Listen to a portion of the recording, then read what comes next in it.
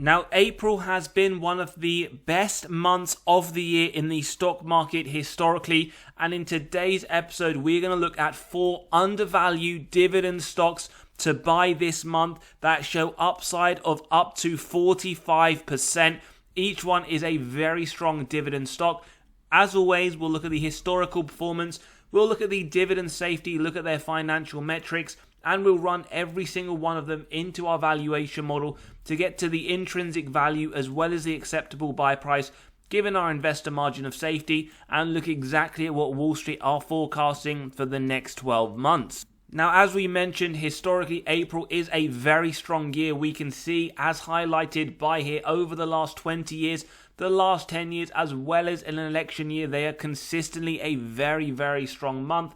As we can see, whilst there are other months with better performances, consistently over the longer period, April does seem to be that month. So let's take a look at the first dividend stock with a lot of upside. We have Nutrien. Now we can see over the last 12 months, this is down 26%.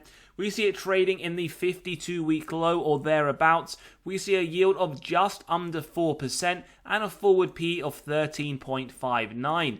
Now, if you've been holding this company, as we can see here over the last 5 years, you would be up 2.8%. And even though that doesn't include dividends reinvested, not a great return. And we can see all-time highs 2022, more than double the current trading price at $113. Now, dividend safety is showing borderline safe at 41, market cap 27 billion, a large cap company. In terms of those recessionary metrics, well, last recession, they did in fact have negative 59% sales, which was below the average growth of the S&P, which was around negative 12. Dividend growth, now typically it is a very strong dividend growth company. However, in the last month, we did see just an increase of 1.9. Remember, that is below the inflationary target we have on the channel of 4% or more. Over the last 5 years, and especially over the last 20 years, showing a lot better in terms of the growth, showing 20% consistently over a 20-year period. They have also increased those dividends over the last 6 years. So in terms of dividend yield theory, now for those that are new, it states essentially a company is undervalued when the current yield sits above the 5-year average. So we have our sign of undervaluation here. And when looking at the forward P, we do note it is slightly higher than the rolling 5-year of 12.7. And in comparison to materials, it is lower than the materials sector P of 20.6. As always though, we're not looking at any of these models individually, and we will conclude towards the end. So looking at the free cash flow payout, which is what we prefer, below 40% if you want to be chemical producer specific. As always, my own blanket rule 60% or lower, but for essential industries, you can look at a more specific target. So over the longer term, we do see it straddle higher than the 40%. Nice to note though, in 2023, it is around that at 44%, 2024 at 52% as well. So not too bad over the more recent period, up to around 2019. So in terms of the free cash flow per share, again, we do focus on this. Remember, a lot of the earnings data we do tend to ignore purely based on the fact that it is susceptible to manipulation by management through accounting. And we can see the free cash flow has grown over the longer term. Very inconsistent though, so do consider that. And one thing to point out is 2024 is expected to reduce slightly from the 2023 position. Sales growth, then whilst we do want to see steady moderate growth of 3 to 7%, we can see the cyclical nature of the industry. In fact, over the last 10 years, we do see 4 of them as negative, in fact the more recent year. But prior to that, the last 2 years looking very strong with double-digit increases to their top line. And numerically speaking, we can see nonetheless their top line has gone from 6.5 billion to 28.1. On top of that, they have done a lot of share buybacks over the more recent period, reducing those shares outstanding and in essence returning excess cash to those investor pockets. What this essentially translates to is the fact that because they are buying back a lot of shares, you do have an increase in control in terms of that company. So that is positive to note with this company. When looking at the Nutrien ROIC, return on invested capital, personally, I like above 10%. That does give me faith that management are able to effectively allocate their capital. While they've hit thereabouts over the last 3 years, do note they have been through a period where it was fairly low in the single digits. So always factor these into your margin of safety as well as your essential investment thesis. Operating margin, again, very inconsistent. Whilst we do look for above 15%, and they have struggled with that over the longer term. But again, over the last 3 years, it does look fairly well. More recent year at 13% can be accepted, but we would like to see them increase this slightly moving forwards. So do keep an eye on their quarterly report.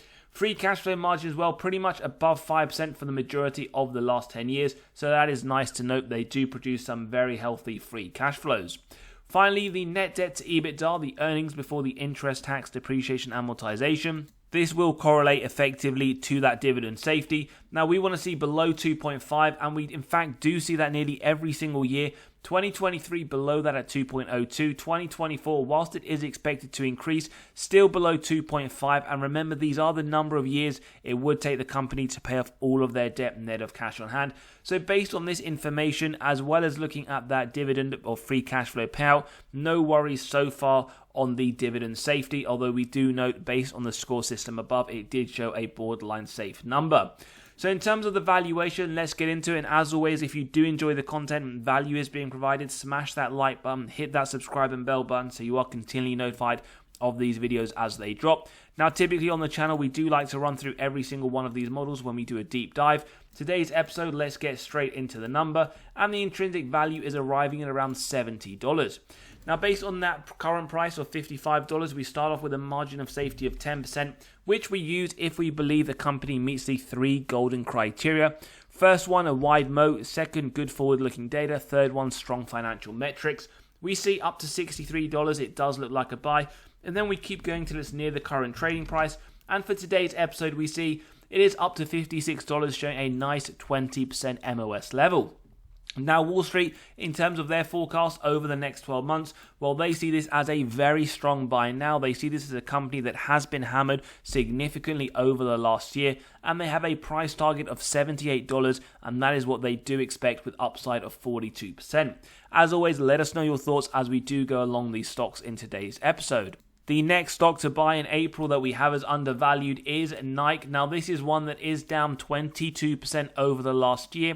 However, over the last 10 years, you would be up 159% on your position. And we do know all-time highs of around $178 at the back end of 2021. It trades currently at the 52-week low or thereabouts, with a yield of 1.6% and a forward PE around the 25 level mark. In terms of dividend safety, well, the highest score obtainable, 99, very safe. Market cap, 142 billion, a mega cap company. Now, in terms of the last recession, well, in fact, they increased their dividend. They had above average growth, and they also significantly outperformed the S&P with a negative 36% return. S&P coming in at negative 55. Dividend growth, lots to love, just under 9% last November, double digits over the last 5 years. Strong 16% over the last 20. And also in terms of dividend growth, well, they're 4 years away from becoming a dividend aristocrat with 21 years of consecutive increases, and they've been paying a dividend for the last 39 without a reduction.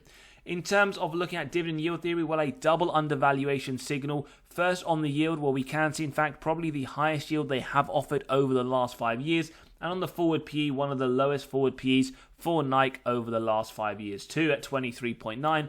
But we do note it is above significantly the consumer discretionary sector at 15.1. Now, in terms of their free cash flow, no real worries noted. There was that one-off year in 2020, but since then and before then, it hasn't been above 50%, so very, very strong. 2024 expected at 33%, so I would like to see a nice double-digit increase to their dividend this year. Free cash flow, whilst not massively consistent, looking good over the longer term. It is increasing. 2023 at 314, nearly 3 times more than 2014. And in 2024, it is expected to increase significantly as well. So a positive sign for investors. In terms of sales growth, well, above the 3 to 7% over the more recent period in 21 and 2023. So that is nice to note in the more recent year, double-digit increases to their top line. And when we look at it numerically, we do see it has nearly doubled from 27.8 billion to 51.2. On the other hand, they also do a fair amount of share buybacks, reducing these shares from 1.81 billion down to 1.54. Finally, the ROIC looking very healthy. Whilst it has decreased, it's still looking strong at 21%, which does remain to be attractive for potential investors at that 21% level. Operating margin, it has straddled around the 12% over the last 10 years, Not the worst, but it is something just to keep an eye on. 12% in 2023. Free cash flow margin, a little bit of a better story. It has been increasing over the longer term. 10% over the last 2 years, 12% on a trailing 12 months basis, looking very healthy, and they are increasing their free cash flows. And net debt to EBITDA, one of the best as we can see here. 2023 at 0.19, 2024 expected 0.18, so their balance sheet is very strong and that dividend does look to be secure. In terms of the valuation, and don't forget you can grab a copy of this model in the pinned comments below, so you can run your own companies through to get to the intrinsic value as well as the acceptable buy price of companies in your own portfolio. So margin of safety of 10%, a buy up to $98, 15% up to $92.72. So for today's episode, we do see a 15% MOS level. What are Wall Street saying? Well, they believe 31% upside. They have a price target of $120.50. So they do see this similar to NTR as a very strong buy now. Also, just to let you know, we have released our latest free weekly article. If you want to gain access to this, as well as the others, all completely free, click on the pinned comment below to sign up and you gain instant access. So the next severely undervalued company we have is Mondelez. Now, even with the increases in the cocoa prices, it does look to be a very strong buy. Over the last year, it does look to be fairly flat. Over the last 10 years, up around 102%. Again, bear in mind it doesn't include dividends reinvested. We see it trading at the mid to lower end of the 52-week range with a yield of 2.4% and a forward PE just under 20. Dividend safety score 66. It does look to be safe. Market cap 94 billion. It is a large cap company. In terms of the dividend recessionary metrics, while they did maintain it during the 07-09 period, they had below recession sales of the S&P. However, they still beat the recession return of -5 with the S&P at that -55. Dividend growth, nice to note, last summer 10% increase on average over the last 5 years, 11%, although we can see it drop down to 5 when you do look at it over the last 20-year period. In terms of those increases, well, we can see they have been increasing it for the last 10 years, given it did cut it in 2011 and 2012. Looking at dividend yield theory, then we do see that sign here of undervaluation, both on the yield and on that forward P at 19.8. And we do note it is fairly around that consumer stable sector number of 20.3. So let's take a look at the free cash flow payout. Below 70% if you want to be industry specific for consumer staples. It has been pretty much below that consistently. 2024 as well at 56%. So I would like to see double-digit increase to Mondelez dividend in this summer. Free cash flow per share also been increasing quite nicely, more than twice of the 2014 number at 264 in 2023. Expected to go even higher in 2024. So always positive to note companies that are increasing their free cash flows. Now their sales growth was pretty poor if you were a holder from 2014 down to 2019. However, since then it has been increasing very strongly. 2023 was a very strong year with 14% increase to their revenue. In terms of the numerics, then we can see it go from 34 billion down to around 25.9 before increasing up to 36. And they also do a fair amount and consistently of share buybacks year on year, as we can see here, buying back around 340 million shares during the period. Then moving on to the other metrics, we have the ROIC. Now it has been increasing, but a large portion of the last 10 years, it has been around that 8% level. Nice to note the more recent year at 12% looking very strong. And when we look at the operating margin, we get that sense of operational efficiency, increasing from 12% all the way up to 17% in the more recent year. And in the free cash flow margin section, we can see from 2018 some very nice and healthy margins for the consumer staples company. Net debt to EBITDA, very positive. One of the few metrics that we like to see it decreasing, and that has done it. Below 4 for consumer staples, 2.33 in 2023, 2.18 expected next year. So again, no real worries with the dividend. We do note that score. However, we can see that the net debt to EBITDA is around the 2 level, and we can see the payout ratio in free cash flow terms isn't looking that bad. So let's take a look at the valuation, and the intrinsic value for today's episode is arriving at $84. Now with the margin of safety at 10%, we can see a buy up to $76, at 15% up to $72, at 20% not quite there yet. So for today's episode of Mondelez, we see between 15 to 20% of the MOS based on our estimates and judgments, and we see Wall Street forecasting a nice and healthy upside of 26% with a price forecast of $88. As always, do let us know your thoughts as we go along. The next undervalued dividend stock we have is Comcast Corporation. Now it is up 16% over the last year. Over the last 10 years, up 76%, and we can see all-time highs sitting around that $62 mark in summer 2021. It is trading in the midpoint of the 52-week range with a yield of just below 3% and a forward P just above 10. Dividend safety score, well, very safe at 89. Market cap 172 billion, a mega cap company. Well, last recession, they did in fact increase the dividend. They had plus 3.4% sales. However, they did have a near S&P return at negative 52%. Very nice in terms of their dividend growth at just under 7% in January this year, 9% on average over the last 5 years, and over the last 10 years coming in at that 12% double digits that we love to see. And they have been increasing those dividends for the last 15 years. In terms of dividend yield theory, well, again, we have a strong double sign of undervaluation both on the yield and the forward P. And when we compare it to the communication sector P, communication sits much higher at 18. In terms of the free cash flow payout, no worries whatsoever. In fact, below 40% over the last 10 years, expected 38 in 2024. Free cash flow, whilst it has been increasing, it isn't rapid increases, but it is moving in the right direction over the last 10 years. 326, so we are expecting another increase to the previous year's numbers. When looking at the sales growth, now every year isn't very strong, notably 2020 and 2023, but on average they do manage to hit that 3 to 7% level, and when we look at it as a general overview, we do see they have nearly doubled their top line from 69 billion to 122. They also do quite a fair amount. In fact, they've bought back over 1 billion worth of shares over the last 10 years. So this is an added bonus for investors of Comcast. ROIC as well, pretty consistently healthy around the 9 to 11% level. So always good to see some fairly decent metrics that are very consistent. And the same can be said for both the operating margin and the free cash flow margin above the levels that we want to see. So nothing really else to note here, and no red flag indicators that we've noticed in this company. Net debt to EBITDA as well, the more recent year of 2.51 and next year expected 2.43, showing again dividend safety does look to be very safe as mentioned at the beginning of this company's review. So in terms of the valuation for Comcast, let's get to that. And it is for today's episode, the average of these four models coming to $51.60. So a 10% margin of safety, it is a buy up to $46.44.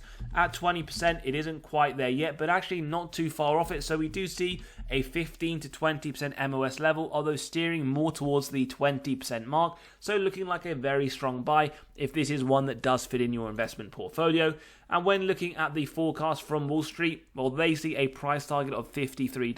They see upside of 26%, again indicating a very strong buy.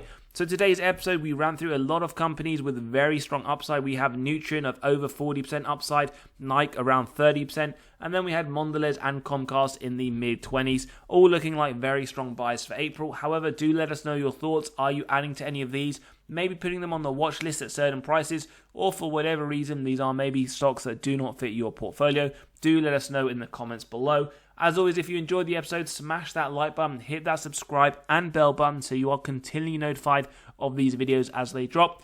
And as always, we'll see you all on the next one.